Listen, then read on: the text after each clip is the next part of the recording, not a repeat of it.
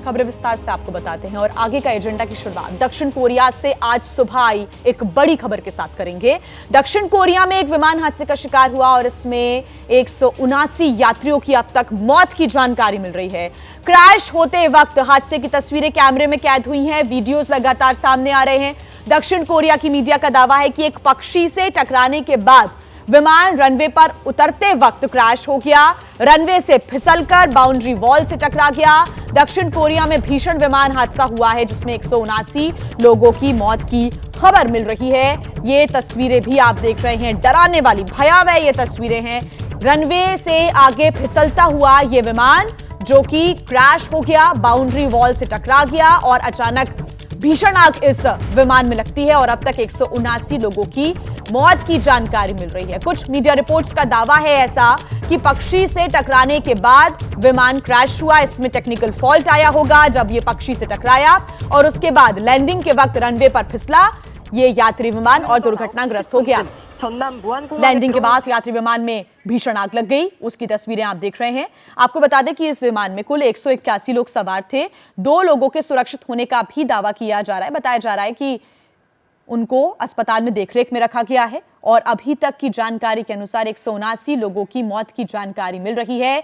दक्षिण कोरिया का ये मुआन इंटरनेशनल एयरपोर्ट जिसकी तस्वीरें आपके सामने, इसी रनवे पर जैसे ही विमान लैंड करता है ये फिसलता हुआ रनवे से नीचे उतरकर सीधे बाउंड्री वॉल से टकरा जाता है। हालांकि इसके पहले जानकारी ये भी मिल रही थी कि जो टेक्निकल फॉल्ट है उसकी वजह से यह हादसा हुआ, लेकिन ये क्यों हुआ, अब लगातार यह दावा किया जा रहा है कि एक पक्षी से पहले यह विमान टकराया और उसके बाद इसमें तकनीकी खामी आई। लैंडिंग के वक्त यह फिसल गया, रनवे से नीचे उतर के सीधे बाउंड्री वॉल से टकरा गया और भीषण आग इसमें लगी। ये तस्वीरें आप देख रहे हैं, 2 तस्वीरें।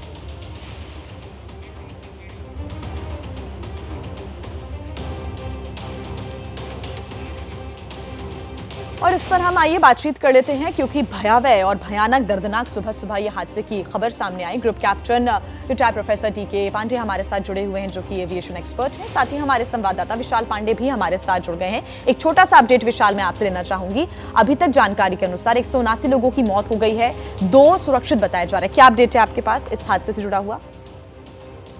देखिए जी, 175 यात्री इस विमान में सवार थे और 6 क्रू मेंबर्स थे और अभी तक जो जानकारी सामने आ रही है 179 लोगों की मौत हो चुकी है। सिर्फ 2 लोगों को बचाया जा सका है और क्योंकि ये जो विमान था इस विमान ने बैंकॉक से उड़ान भरी थी और मुआन एयरपोर्ट पर ये लैंडिंग के वक्त ऐसा बताया जा रहा है कि पहले एक पक्षी टकराता है और उसके बाद लैंडिंग गियर में कुछ कमी आ जाती है जिसकी वजह से ये विमान आगे चलकर पूरी तरह से अपना नियंत्रण खो देता है और इस प्लेन में आग लग जाती है। लगभग 179 लोगों की मौत अब तक हो गई है और जो मुआन एयरपोर्ट है उसे बंद किया गया है। फिलहाल जांच के आदेश भी दिए गए हैं और जिस जेजू एयरलाइंस का ये विमान था उसने अभी पूरी जानकारी नहीं दी है कि आखिरकार एग्जैक्ट क्या कारण था इस इतने बड़े हादसे का, लेकिन फिलहाल जारी है और एयरपोर्ट पर अभी भी ये कहा जा सकता है कि जो स्थिति है जो जिनके लोग इस प्लेन में सवार थे उनके लोग भी काफी चिंतित हैं इस समय और ये कहा जा सकता है कि एग्जैक्ट कारण क्या है इसके लिए थोड़ा इंतजार करना होगा।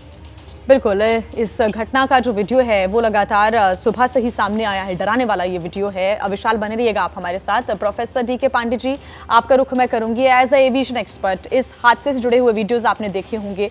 रनवे पर जैसे ही लैंड ये विमान कर रहा होता है फिसल कर सीधे बाउंड्री वॉल से टकरा जाता है। इसको आप कैसे देख रहे हैं? टेक्निकल फॉल्ट बताया जा रहा है, हालांकि जांच होगी, खुलासा होगा, लेकिन ये बताया जा रहा है कि एक पक्षी से टकराने के बाद कहीं ना कहीं तकनीकी खामी आई। बिल्कुल, बहुत दुखद घटना है और आज सुबह जब ये घटना हुई तो किसी ने सोचा भी नहीं था क्योंकि जेटू एयर की जो हिस्ट्री है, एविएशन हिस्ट्री है, बहुत ही अच्छी है और ये पहला उनकी हिस्ट्री में पहला ये फैटल एक्सीडेंट हुआ है।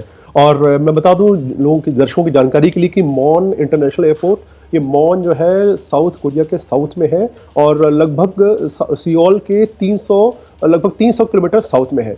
अब ये घटना जब होती है तो उसके पीछे जो है कई कारण हो सकते हैं, लेकिन अभी क्योंकि सबसे प्राथमिकता जो दी जाती है वो जीवन को या लाइफ को सेविंग को दी जाती है। 80 आदमियों का अग्निशमन क्रू जो है वो बहुत मुस्तैदी से लगा हुआ है और कहा जा रहा है कि 2 पैसेंजर और 2 जो है फ्लाइट क्रू के मेंबर भी बचा लिए गए हैं। तो अभी एग्जैक्ट आंकड़े भी ऑफिशियली आना बाकी हैं, लेकिन जो खबरें छन के आ रही है वो यही कही जा रही है कि लगभग 2 क्रू हैं और 2 पैसेंजर बुलाए गए हैं, बचा लिए गए हैं। इसमें 173 कोरिया मूल के लोग थे और 2 थाई थे। और जहां तक बात है इसके कारणों की, तो कारण में जहाज देखिए बोइंग 777 बहुत ही बढ़िया जहाज है, क्योंकि कंप्यूटर एडेड डिजाइन ये जहाज है और पहला जहाज है जिसको कंप्यूटर एडेड डिजाइन बनाया गया। नॉर्मली फाइटर एयरक्राफ्ट जो है वो कंप्यूटर एडेड डिजाइन के द्वारा बनाए जाते हैं और इसका रिकॉर्ड अच्छा है, जैसे मैंने पहले इसका जिक्र किया।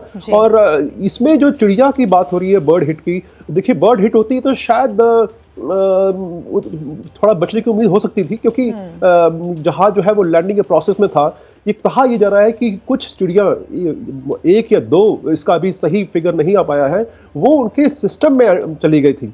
सिस्टम में जाने के बाद जो लैंडिंग गियर होता है जिसकी बदौलत जहाज रनवे पर सेफली उतरता है, वो जो है बाहर पूर्णतः निकल नहीं सका और वो बेली लैंडिंग हुई और नीचे घिसता हुआ चला गया, जिसे कहा जाता है। आपने देखा होगा क्लिप में दिखाई दे रहा है, उसकी जो लैंडिंग व्हील्स हैं वो दिखाई नहीं दे रहे हैं। जी, जी। तो ये उसके बाद रनवे के दाईं तरफ फिसलता चला गया और जाके जो बाउंड्री वॉल है उससे टकराया और फिर उसके बाद जो घटना है वो जो हमारे सामने सर मेरा एक सवाल है, बहुत सारे रिस्क फैक्टर्स होते हैं, लेकिन उन रिस्क को कम करने की कोशिश भी होती है। आपने कहा कि जो लैंडिंग व्हील्स थे वो नहीं खुले होते, अच्छे से नहीं खुले, इसी वजह से वो ऐसे फिसलते हुए चला गया और वो दिख भी नहीं रहे हैं हमको वीडियो में। लेकिन कई बार उसको हम देखते हैं कि जो मेरा नॉलेज है कि एयर में ही उसको खोलने की कोशिश होती है और अगर वो नहीं खुलते हैं तो उसको लैंड नहीं किया जाता है। क्या यहाँ पर थोड़ा सा चूक हो गई है क्या सर, आप बताएं? देखिए कई संभावनाएं देखिए हो सकती हैं। मैं ये नहीं कहूंगा कि चूक हुई नहीं हुई, क्योंकि बहुत बड़ा ये फैक्टर है और बिना किसी पुख्ते सबूत के बाबत ये कहना मुश्किल है।